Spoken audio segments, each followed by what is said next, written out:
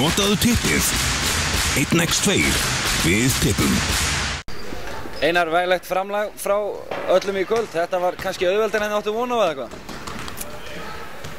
Ég bara verð að játa það. Ég vissi ekkert hverju ég átti að eiga von á af hálfu gestana sko. Ég var sannfærður það. Við myndum mæta grimmir og taka fullt af góðu hlutum með okkur úr síðasta leik. Við spilum mjög vel hérna móti Val á mánudaginn, þannig að ég var bara bjartsýnn og trúði það að menn myndu byggja það og sem við gerðum. Ég fannst við svona taka frá þeim trúna í fyrsta leikluta og leggja grunninn þar og eftir það var þetta bara spurning að halda haus og klárum þetta á 30 stiga sigri, þannig að við getum ekki verið annað en glaðir með það. Mönnum létt eftir 5 tapleiki í rauði deild? Já, auðvitað.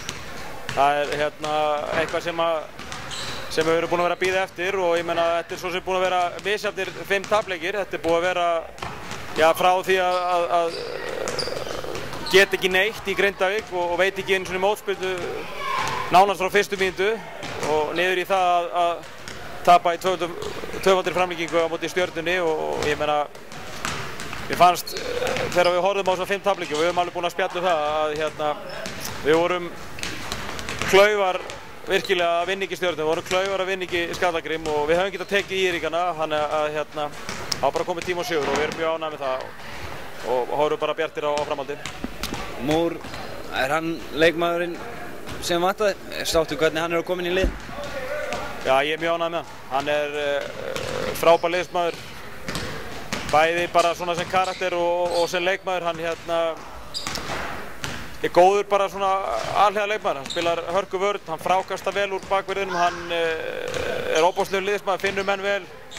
Hann er góður skotmaður, hann getur tekið menn á, þannig að hann gefur okkur sitt eitt og umfram allt er þetta náttúrulega bara reynslu bolti og toppdrengur. Ég er svo sem ekkert að komast að því núna. Ég dvaldi í Þýskalandi í viku fyrir 4 árum síðan hjá Jeb Ævi vinnum mínum og þeir voru samir þar. Þannig ég sá hann á öllum æfingum og í 2 leikjum og ég vissi alveg að við værum að fá virkilega flottan dreng.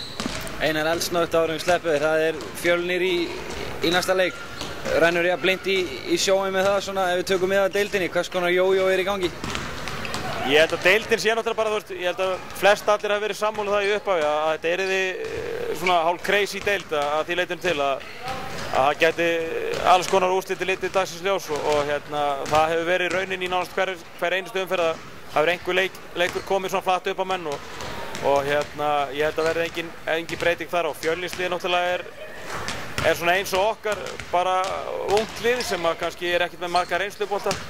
Þeir eru að skipta erlendan leikmann sem væntanlega að spila sér fyrsta leik á morgun, þannig að við svona sjáum bara hvað kemur út úr því. Við förum eiga toppleik til þess að fara í gráðun og vinna. Við gátum ekkert á móti Fjölni í báðum deildarleikjunum við Takk fyrir þetta, Einar. Takk.